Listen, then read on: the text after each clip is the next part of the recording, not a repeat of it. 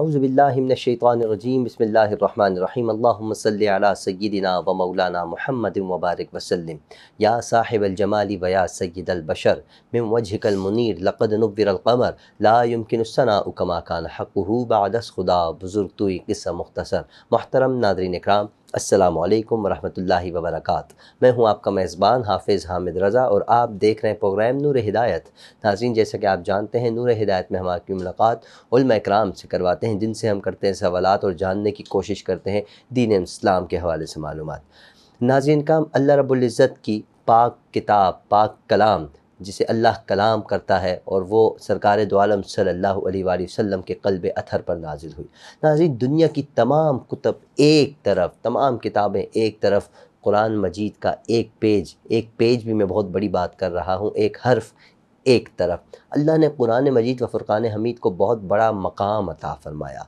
इस कुरान का मकाम ये है कि दुनिया तो ख़त्म हो जाएगी, ये कुरान तब भी बाकी रहेगा। जब दुनिया फ़ना होने लगेगी, अल्लाह करीम कुरान मजीद व फ़ुरक़ान हमीद के खूबसूरत तरीन हरूफों को उठा लेगा। अगर उस वक्त भी कोई मुसलमान ज़िंदा हुआ, उसके दिल में ये कुरान बसा रहेगा। नाज़रीन इकराम, जब से कुरान मजीद फ़ुरक़ान हमीद और शरीयत मोहम्मदी सल्लल्लाहु अलैहि वसल्लम इस दुनिया में नाफिज़ हुई, तो उस वक्त से लेकर आज तक आलम कुफ़र लरसता है, कुरान का नाम सुन के कांप जाता है, कुरान का नाम सुन के वो जल जाता है। उस जलन को महसूस करते हुए वो कुरान मजीद व फ़ुरक़ान हमीद की किसी भी अंदाज़ में बेहुरमती, नाउज़ुबिल्लाह, बेहुरमती करता है। मुसलमानों के दिल छलनी छलनी करता है। मुसलमान इससे बड़े नाराज़ होते हैं, मुसलमान रोते हैं, क्योंकि मुसलमानों का सब कुछ तो कुरान है।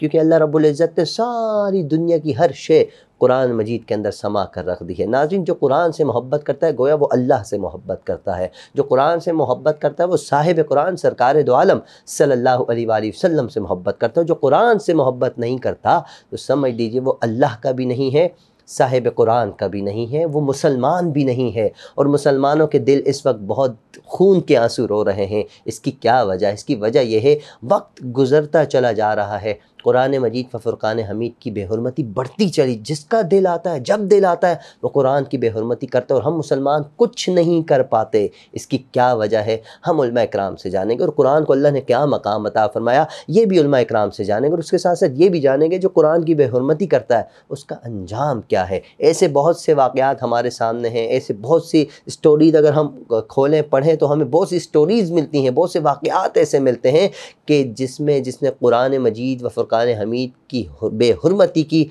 अल्लाह ने उसके साथ बड़ा गज़ब वाला मामला फ़रमाया। ये भी जानने की कोशिश करेंगे हमारे साथ। ये मैं खूबसूरत मौजू इसलिए कहूँगा कि इसकी निस्बत कुरान के साथ है, लेकिन दिल खून के आंसू रो रहा है, क्योंकि मामलात बड़े ख़राब हैं, बहुत डिस्टर्ब हैं। कुछ ममालिक में कुरान मजीद की बेहुरमती करने पर उनको एजाज़ी तौर पर एवॉर्ड दिया जाता है नाज़रीन, और हम मुसलमान देखकर उन्हीं को सल्यूट मार रहे होते हैं। अल्लाह रब्बुल इज़्ज़त हमें हिदायत अता फ़रमाए और हमारे हुक्मरानों को अल्लाह करीम इस काबिल बनाए कि उनके साथ आँखें मिलाकर नहीं, बल्कि कड़कदार अंदाज़ में और बाकायदा रोबदार अंदाज़ में बात करने के अल्लाह करीम इनको तौफ़ीक अता फ़रमाए। हमारे साथ मौजूद हैं गुफ्तगू करने के लिए, बहुत खूबसूरत अंदाज़ में गुफ्तगू फरमाते हैं, नूर हिदायत का हिस्सा पहले भी बन चुके हैं, और इनके आने से हमारे प्रोग्राम में रौनक और सी हमें महसूस हुई। आज भी अल्हम्दुलिल्लाह इनके आने से प्रोग्राम की ज़ीनत में इजाफ़ा हुआ। मेरी मुराद मोहतरम मकाम जनाब हज़रत अल्लामा मौलाना साद अलीमी साहब दामद बरक़ात। अस्सलामु अलैकुम साद भाई। वालेकुम अस्सलाम व रहमतुल्लाहि व बरकातहू। कैसे मिजाज भाई जान, खैरियत से हैं आप? अल्हम्दुलिल्लाह। लामा साहब, आपका बहुत बहुत शुक्रिया तशरीफ़ आवरी का।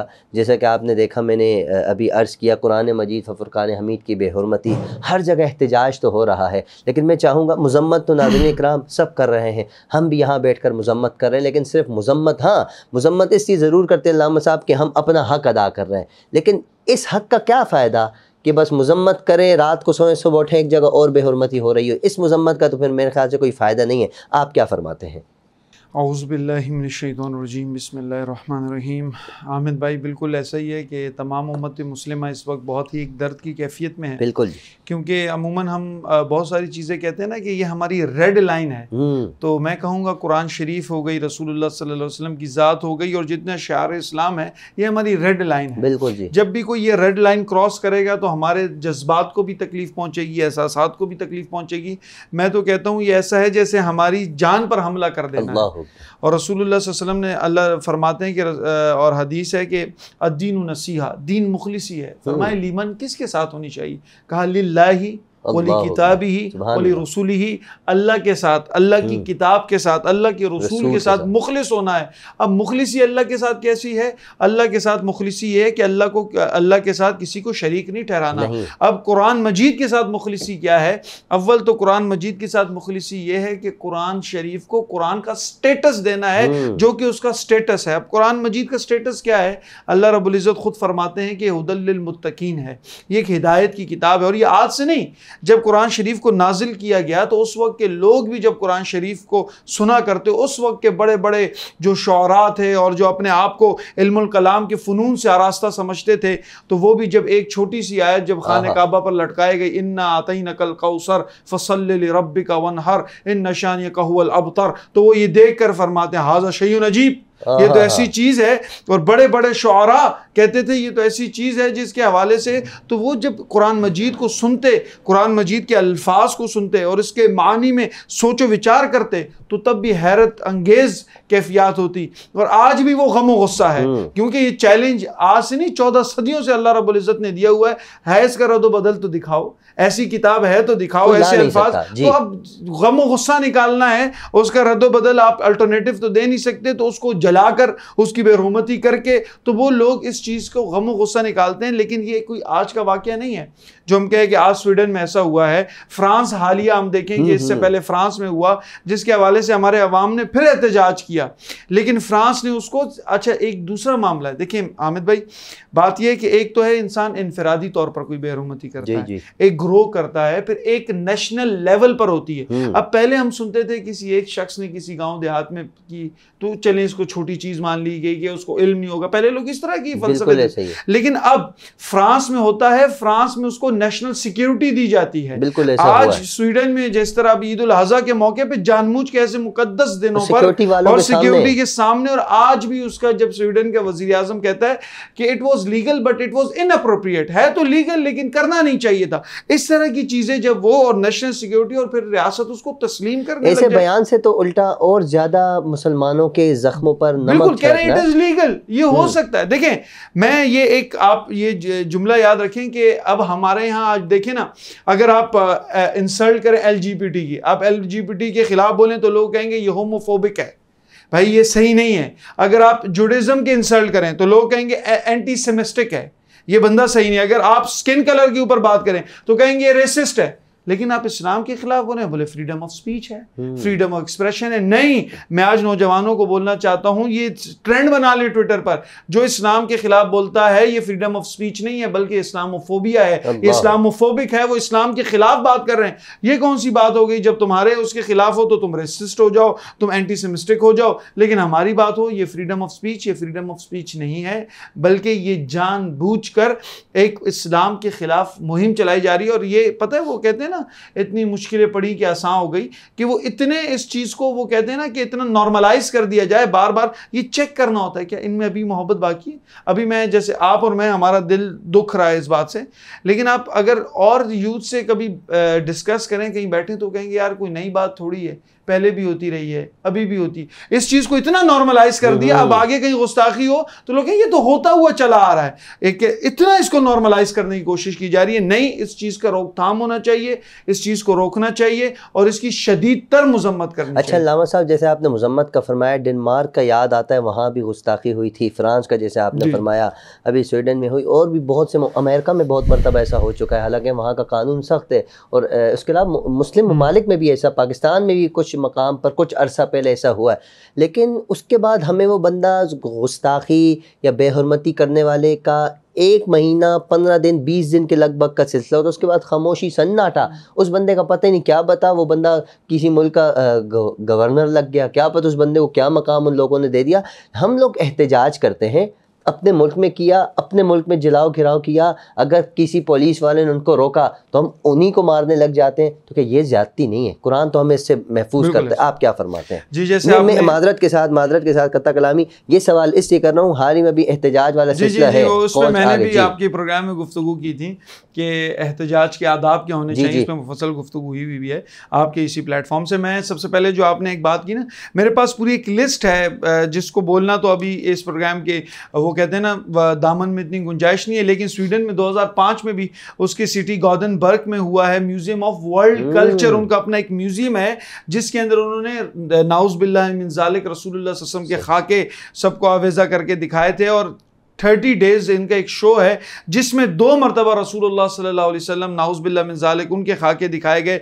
10 सितंबर 2005 में उसी के करीब देखिए, ये जो नॉर्वे और स्वीडन और डेनमार्क है ये एक ही उसमें सिनेटिक उसमें आते हैं। उसके अंदर अखबार के अंदर जॉयलैंड पोस्टन के अंदर 12 कार्टून्स, और स्वीडन में 2007 में फिर से ये होता है। विकिपीडिया जिसको आप भी देखते हैं मैं भी देखता हूँ, 2005 में विकिपीडिया पर भी हुआ। 2010 में metropolitan museum of art paintings के अंदर, और इस तरह की लाइन है जिसमें हम कह सकते हैं ये सब होता हुआ आ रहा है। लेकिन सवाल वहीं खड़ा है कि आखिर इसकी वजह क्या है। सबसे पहले मैं इसकी वजह पर बात कर लेता हूं, फिर इसकी सोल्यूशन पर आपको कुछ कहूंगा। देखिए, आर्टिकल 19 ह्यूमन राइट्स एक्ट के नजदीक वो कहते हैं इंसान को, आर्टिकल 19 कहते हैं इंसान को हक आज़ादी है, राइट ऑफ फ्रीडम। उसके बाद कहते हैं हक तनकीद, राइट ऑफ क्रिटिसिज्म।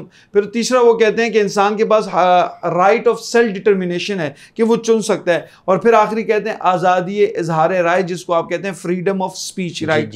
ये जो सब करते हैं ना, ये right of freedom of speech के आड़ में आगे कि भाई मेरी आज़ादी है, मैं कुछ भी बोल सकता हूं किसी भी मामले। लेकिन मैं आपको यही बात बता रहा हूं कि यही आप फ्रीडम ऑफ स्पीच के तहत अगर आप एलजीबीटी के खिलाफ बोलें तो आप होमोफोबिक हो जाएंगे। इसी फ्रीडम ऑफ स्पीच के तहत जुडाइज्म के खिलाफ आप बोले एंटीसेमिटिक हो जाएंगे। इसी फ्रीडम ऑफ तहत अगर आप स्किन कलर पे बोलने बोले भाई ये तो काला था, ये तो गोरा है, तो आप रेसिस्ट हो जाएंगे। अगर आप बोल दें कि यार इसका वजन ज्यादा है, इसका वजन कम है, तो आप बॉडी शेमिंग की तरफ आ जाएंगे। इसी फ्रीडम ऑफ स्पीच के आप होलोकॉस्ट की तरफ बात नहीं कर सकते। लेकिन ये फ्रीडम ऑफ स्पीच तब हो सकता है जब आप इस्लाम के खिलाफ बात कर रहे हैं, क्योंकि ये फ्रीडम ऑफ स्पीच नहीं है। मैं एक बार फिर से बोलता हूं, ये इस्लामोफोबिया है, इसको इस्लामोफोबिक कहेंगे। अब इससे छुटकारा कैसे? देखिए, खुली इस्लाम से दुश्मनी, खुली इस्लाम से। अब इससे छुटकारा कैसे? देखें, हमारे यहाँ आपने वही बात की, हम एहतजाज करते हैं, मुजम्मत करते हैं, और लोग कहते हैं हम कर भी क्या सकते हैं, ऐसे यही कर सकते हैं। देखें, मैं ये इस चीज से बिल्कुल इनकार नहीं करता। मैं लोगों को ये नहीं कहूंगा कि आप एहतजाज ना करें, मुजम्मत ना करें। देखें, इंसान की कुछ हैसियत में उनको, देखें मैं वही बात कहूँ कि कुछ ना कुछ तो अपना गम गुस्सा बॉयकॉट भी करना चाहिए। अगर कोई मेरे बाप को गाली देता है, मैं उससे ताल्लुकात खत्म कर लेता हूँ। ये वो है ना, खैरत का तकाजा है, बॉयकॉट भी करें, लेकिन कुछ आदाब के साथ। आपके एहतजाज का उनको पे एक्ट, अगर आप पाकिस्तान का एक रोड बंद कर देते हैं, स्वीडन को कोई फर्क। मैं आपको यही बता रहा हूं, ट्रेंड बना ले, इस्लामोफोबिया बताएं इसको। एक और दूसरी बात देखें, अब इसकी 3 सॉल्यूशन मैं आपको बता देता हूं। एक, मैंने आपको कहा ना, एक इंडिविजुअल क्या करे, एक ग्रुप ऑफ पीपल क्या करें, और फिर रियासती तौर पर असल जिम्मेदारी है। जब उनको रियासती तौर पर तस्लीम किया जा रहा है तो रियासती तौर पर जिम्मेदारी। सबसे पहले एक इंडिविजुअल क्या करे, एक आदमी इंडिविजुअल तो सबसे पहले इसकी शदीद तरीन मुजम्मत कर, उसके बाद ये सोचे क्या हम भी कुरान के हूबहू आदाब के मलूज़े खाते रख रहे हैं। अमित भाई, आज ये भी सोचने की ज़रूरत है। देखें, ये माइक है ना जी, इसका काम ये है कि जब इसमें आवाज़ आ रही है, काम क्या, चाहे जितना भी महंगा हो, जितना भी अच्छा हो, अगर ये आवाज़ देना बंद कर देगा, आप इसको यहाँ से निकाल के फेंक देंगे, बिल्कुल इसकी कोई हमारे काम का नहीं, हमारे काम। तो कुरान शरीफ का सबब नुज़ूल क्या था? ये हुदल लिल मुत्तकीन था, हुदल लिन नास था, ताकि हिदायत की किताब। अगर आज मुसलमान अपने मसाइल का हल कुरान पाक से नहीं निकालता तो आज हम कुरान से फ़ायदा नहीं उठा रहे। हम कुरान को चूम के रख तो रहे हैं, क्या कुरान सिर्फ बख्शवाने के लिए था? मैं हमेशा एक बात कहता हूं, Quran is not a dead book for a dead people, it is a living book for a living people. इससे जिंदा मसाइल का हल निकालना चाहिए। आज हम देखें, क्या हम कुरान शरीफ को वही इज्जत देते हैं, वही मकाम और मर्तबा देते हैं? आज इस मुल्क के अंदर इंडिविजुअल की ये ज़रूरत है कि वो कुरान को हूबहू वही मकाम दे जो रसूलुल्लाह सल्लल्लाहु अलैहि वसल्लम के ज़माने में सहाबा इकराम देते थे। सिर्फ कुरान को अपने बच्चों को हुफ़ाज़ बनाए। देखें, कहते हैं कारी नज़र आता है लेकिन हकीकत में है कुरान। तो आपके दिल में कुरान महफूज रहे, बच्चों को कारी बनाए, तिलावत सिखाएं। अब इससे मेजर आप ट्विटर पर ट्रेंड बनाएं इसको अब इससे बढ़कर रियासत की क्या जिम्मेदारी है। मैं इसको हमारे हुकूमत पाकिस्तान के लिए भी मैं तो उनको सिर्फ एक वो राय दे सकता हूं कि आपको ये करना चाहिए। देखिए दो चीजें होती हैं। कल एक बयान आया है गवर्नमेंट की तरफ से, वो गवर्नमेंट को बहुत अच्छी चीज है। मैं इसमें थोड़ा एक और चेंज, देखें जो बाहर के जो माखज है ना वो अमूमन दो तरह के होते हैं आमिर भाई। एक बैनुल अक़वामी मुआहदे के तहत कोई चीजें तय होती हैं, एक बैनुल अक़वामी उर्फ़ और कानून के तहत चीज तय होती हैं। अब अगर आप बैनुल अक़वामी मुआहदे, जितने भी ह्यूमन राइट्स एक्ट के जितने भी इस तरह के मुआहदे देखें ना, तो उसमें कहीं भी ब्लास्फेमी के एक्ट की कोई सजा नहीं। हमारे 57 ममालिक हैं मुसलमानों के, लेकिन कोई मुआहदे में हमारे यहाँ ब्लास्फेमी का एक्ट नहीं है। मैं तो इससे भी बढ़ के आपको एक बात को, हमारे बहुत सारे मुसलमान कंट्री में शायद उनके अपनी कंट्री में ब्लास्फेमी के लिए कुछ ज्यादा उसूल व ज़वाबित और कवानीन नहीं है। तो सबसे पहले बैनुल अक़वामी उर्फ़ व कानून के तहत इसमें उनके पास कुछ है नहीं, तो 57 ममालिक के लोगों को एक साथ बैठना पड़ेगा, क्योंकि कुरान शरीफ का मसला एक पाकिस्तान का नहीं है। 57 ममालिक एक पेज पर बैठें और एक ये ह्यूमन राइट्स उसमें मुआहदा करें, उनको बताएं कि भाई ये चीज फ्रीडम ऑफ स्पीच नहीं है बल्कि इस्लामोफोबिया है। तमाम उम्मत मुस्लिमा को एक होना पड़ेगा। देखें उन्होंने डिवाइड एंड रूल किया है हमारे साथ, या आप माने फिरकावारियत में फैलाया, कभी मजहबी इंतशार पसंदी में, कभी सियासी तौर पर, कभी लिसानी बुनियादों पर हमें टुकड़े टुकड़े टुकड़े कर दिया। आज इस जब ये इस तरह के एक्ट्स होते हैं ना, मैं हमेशा कहता हूं सबसे पहले अपने आप को मजबूत करने की जरूरत है, back to Quran, back to Mohammed की जरूरत है, यकजा होने की जरूरत है। जब आप एक जो मुसलमान है ना, एक मुट्ठी की तरह होंगे, 57 ममालिक एक साथ होंगे, तो तब स्वीडन को पता लगेगा। जब 57 के 57 ममालिक उनका बॉयकॉट करेंगे, जब 57 के 57 ममालिक उनके खिलाफ होंगे, तो तब एक तरह से जाएगा। और मैं आखिरी मिसाल इसमें दूं कि आपने अदवार देखे हैं खिलाफत के, आपने हज़रत अबू बकर की खिलाफत में क्या वहाँ अपोस्टेसी मूवमेंट नहीं हुआ? क्या लोगों ने क्या अपने आप को नबी के होने का दावा नहीं किया? क्या रिफ्यूजल टू पे ज़कात नहीं हुआ? उन्होंने उसके खिलाफ सख्त एक्शन लिया। हज़रत उमर का दौर आता है, एक भी ऐसा वाक़या नहीं आता। तो इस हज़रत उमर के दौर में होता ना कभी ऐसा वाक़या, किसी की हिम्मत नहीं हुई। तो यहां से एक सवाल उठता है कि आज हमें मुल्क पाकिस्तान को मजबूत होना पड़ेगा। ये नहीं कि हम IMF से कर्जे लेते रहें और फिर उनको आंखें भी दिखाएं। हम तो हजरत हमारा तो मुमकिन नहीं है इस वक्त जिस सिचुएशन से हम गुजर रहे हैं। लेकिन अरब ममालिक देखें, वो भी तो हमारे भाई हैं ना सारे। अगर वो ही एक्शन ले लें, बाकियों को हम छोड़ दें साइड पर रखें, अरब ममालिक, दुबई उसमें शामिल, सऊदी अरब वगैरह वगैरह, तुर्की को अगर हम उसमें शामिल करते हैं, अगर ये 5-6 ममालिक भी अगर स्टैंड ले लें, तो मुझे नहीं लगता कि वो लोग घुटने नहीं टेकेंगे, वो लोग मजबूर हो जाएंगे। बिल्कुल, तो सुनने में आया OIC की मीटिंग भी हुई है और स्वीडन ने इसके खिलाफ अब आज या कह रहे हैं कि उन्होंने माजरतनामा भी अब के हम इसके खिलाफ, लेकिन ये नहीं हो सकता। मतलब ये तो एक आपने एक स्वीडन के लिए अभी कर लिया, मैं ये चाह रहा हूं कि बाकायदा एक प्रॉपर कानून इसके लिए, और इसके लिए एक सजा मुंतखब होनी चाहिए। अगर किसी भी मुल्क से, किसी भी स्टेट से, आप देखें ना न्यूजीलैंड में किस तरह एक बंदा मस्जिद में दाखिल होकर किसी भी जगह पर, किसी भी स्टेट के अंदर कोई इस तरह का कोई भी काम हो तो उस मुल्क के साथ ताल्लुकात खत्म कर देने चाहिए। ये हमारे इस्लाम का एक नजरिया होना चाहिए कि मैंने वही बताया ना, ये एक रेड लाइन है हमारी। इस रेड लाइन को जो भी क्रॉस करेगा तो उसके साथ ताल्लुकात खत्म हो जाने चाहिए। तो ये 57 ममालिक को, हमारे रियासत अभी पाकिस्तान की जरूरत क्या है? अगर चलें वो स्वीडन से नहीं कर सकते तो इस्लामी ममालिक से अपील करें कि एक साथ बैठे, उनके आपको हाथ जोड़ने पड़े इस मामलात में, हाथ जोड़ें, उनसे मिन्नत करें कि भाई एक साथ बैठे ये मसला, और जिस तरह हमारा दिल दुखता है उनका भी दुखता है, ये समझाने की जरूरत है, एक साथ बैठने की जरूरत है। बिल्कुल अल्लामा साहब, जैसा कि ये कुरान मजीद अल्लाह का कलाम है, जी बेशक, सरकार दो आलम सल्लल्लाहु अलैहि वसल्लम पर नाजिल किया गया। ये कुरान अगर पहाड़ पर नाजिल होता तो रेज़ा रेज़ा हो जाता। अच्छा, मैं चाहूँगा इस प्रोग्राम को हम कंटिन्यू करें, क्योंकि सवालात बहुत ज़्यादा हैं और कुरान से मोहब्बत का तो अंदाज़ा ही आपको अंदाज़ा है कि मुसलमान जितनी मोहब्बत करते हैं वो तो, और उसका तो कोई अंदाज़ा लगा ही नहीं सकता। अब सवालात बहुत से नाज़रीन कराम कि ये कुरान सरकार पर नाजिल हुआ, और क्या यकीनन सहाबा कराम के दौर में भी कुरान मजीद फुरकान हमीद की बेहुरमती हुआ करती थी, उस वक्त उनका क्या जज्बा था? ये भी मुफ्ती साहब से, अल्लामा साहब से हम जानने की कोशिश करेंगे। और भी बहुत से ख़ास सवाल हैं, लेकिन मैं चाहूँगा आज के प्रोग्राम का हम इख्तिताम करते हैं। नेक्स्ट प्रोग्राम में इसी को लेकर चलेंगे अगर आपकी इजाज़त हो तो। ठीक है जी, बहुत बहुत शुक्रिया अल्लामा साहब आपकी तशरीफ़ आवरी का। नाज़रीन, आपसे गुजारिश है प्रोग्राम का वक्त इख्तिताम की जानिब है। हमेशा की तरह अपने अहल वयाल, अपने पड़ोसी, अपने रिश्तेदार सबका ख्याल रखिए। कुरान मजीद को ज़्यादा से ज़्यादा पढ़िए। अस्सलामु अलैकुम वरहमतुल्लाहि वबरकातुहू।